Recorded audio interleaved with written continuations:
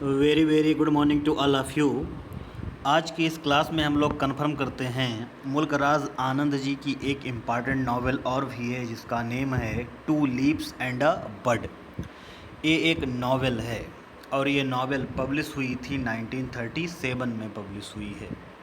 जो ये नावल है वो शो करती है, वो दिखलाती है the operation of the poor. Means जो पुअर क्लास है, इंडिया का जो पुअर क्लास है उसके साथ में किस तरीके से अत्याचार किया गया था, उसका एक्सप्लॉयटेशन किस तरीके से किया गया था, उन सारे टॉपिक्स को ये नावल शो करती है। इसके साथ ही साथ इनजस्टिस ऑफ ब्रिटिश राज, जो ब्रिटिश रूलिंग सिस्टम था जो कि इंडिया पर रूल कर रहा था, उसने किस तरीके से एक्सप्लॉयटेशन किया है इंडियन पीपल का, और उनका जो इनजस्टिस है वो भी इस नावल में शो होता है।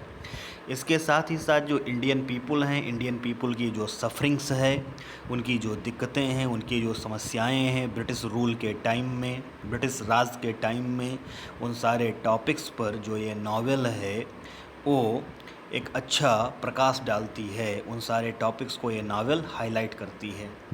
जो ये नावल है मुल्क राज आनंद की two leaves and a bird, इस पर एक मूवी भी बन चुकी है बॉलीवुड में जिसका नेम राही है। चलिए अब हम कैरेक्टर्स के थ्रू जो ये नावल है, इसका जो प्लाट है उसको हम लोग अंडरस्टूड करते हैं। इस नावल का जो सेंट्रल कैरेक्टर है वो गंगू है। गंगू जो है वो एक किसान है, एक मध्यम वर्गीय किसान है, क्लास फार्मर है गंगू। गंगू की जो वाइफ है, वाइफ का नाम सजनी है, ये गंगू की वाइफ होती है। गंगू की एक डॉटर भी है जिसका नेम लीला है, और गंगू का एक सन भी है जिसका नेम बुद्धू है।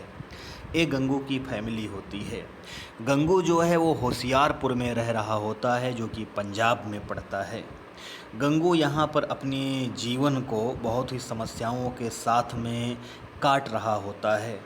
गंगू के ऊपर डेप्ट बहुत ज़्यादा है, बहुत ज़्यादा गंगू ने कर्जा ले रखा है और बहुत ही गरीबी में अपने जीवन का वो यापन कर रहा होता है। गंगू को खबर लगती है, एक पर्सन होता है वो गंगू को बताता है, कहता है कि असम में मैकफरसन टी स्टेट है और जो वो टी प्लांटेशन है, टी ई स्टेट है, वहाँ पर वर्कर्स की ज़रूरत है, वहाँ पर लेबर्स की ज़रूरत है, और वहाँ पर बहुत ही अच्छा पेमेंट जो है वो वर्कर्स को दिया जाएगा। अगर तुम नौकरी करना चाहते हो, जॉब करना चाहते हो तो वहाँ पर चलो। तो यहाँ पर गंगू जो होता है वो कर्ज से बहुत ज़्यादा परेशान होता है, इसलिए गंगू जो होता है वो अपनी फैमिली, अपनी वाइफ सजनी, अपने डॉटर लीला और अपने सन बुद्धू को लेकर के असम में चला जाता है, टी स्टेट में काम करने के लिए चला जाता है। लेकिन जब गंगू वहाँ पर पहुँचता है तब देखता है कि जिस तरीके से चीज़ें उसको बताई गई थी उस तरीके से हैं नहीं। जो वो टी प्लांटेशन होता है वहाँ पर मज़दूरों का, वहाँ पर वर्कर्स का एक्सप्लॉयटेशन किया जाता था, वहाँ पर उनका शोषण किया जाता था। गंगू वहाँ पर काम करना स्टार्ट कर देता है, गंगू का वहाँ पर शोषण होता है। जिस तरीके से पेमेंट गंगू को मिलनी चाहिए उस तरीके से पेमेंट भी गंगू को नहीं मिलता है। और इसके साथ ही साथ उसकी वाइफ सजनी और उसकी जो डॉटर लीला है उसको सेक्सुअली भी वहाँ पर एक्सप्लॉइट किया जाता है। गंगू पूरी तरीके से परेशान हो जाता है। वहाँ पर जो वर्कर्स के रहने की जगह होती है वहाँ पर गंदगी बहुत ज़्यादा होती है, सैनिटाइजेशन वहाँ पर अच्छे से नहीं होता है, जिसकी वजह से जो वर्कर्स होते हैं वो परेशान होने लगते हैं, बीमारियों से सफ़र करने लगते हैं। वहाँ का एक डॉक्टर है जिसका नेम है जॉन डीला हार्वे। जॉन डीला हार्वे जो है वो प्लांटेशन में आता है वर्कर्स को देखने के लिए, और जो वो टी प्लांटेशन है उसके जो बॉस हैं जिनका नेम क्रॉफ्ट कुक है जो कि अंग्रेज़ हैं, उनसे वो डॉक्टर कहता है कि यहाँ पर वर्कर्स के रहने के लिए जगह सही करिए, अदरवाइज़ सबको कालरा हो जाएगा। लेकिन जो वो बॉस होता है क्रॉफ्ट कुक, वो कहता है कि यहाँ पर सब कुछ ठीक है, कुछ भी सुधार करने की ज़रूरत नहीं है। आगे चल कर के वहाँ पर कालरा फैल जाता है। कालरा जो है वो गंगू की वाइफ सजनी को भी हो जाता है। गंगू के पास में रुपए नहीं होते हैं कि सजनी का वो ट्रीटमेंट करा पाए, और आगे चल कर के सजनी की कालरा की वजह से डेथ हो जाती है। वहाँ पर जो लोग होते हैं, मर्चेंट होते हैं, वो रुपया तो दे देते हैं, मनी तो दे देते हैं, लेकिन उसके एवज में इंटरेस्ट जो होता है वो बहुत ही ज़्यादा चार्ज करते हैं। गंगू की लाइफ जो है वो परेशानियों से भर गई है।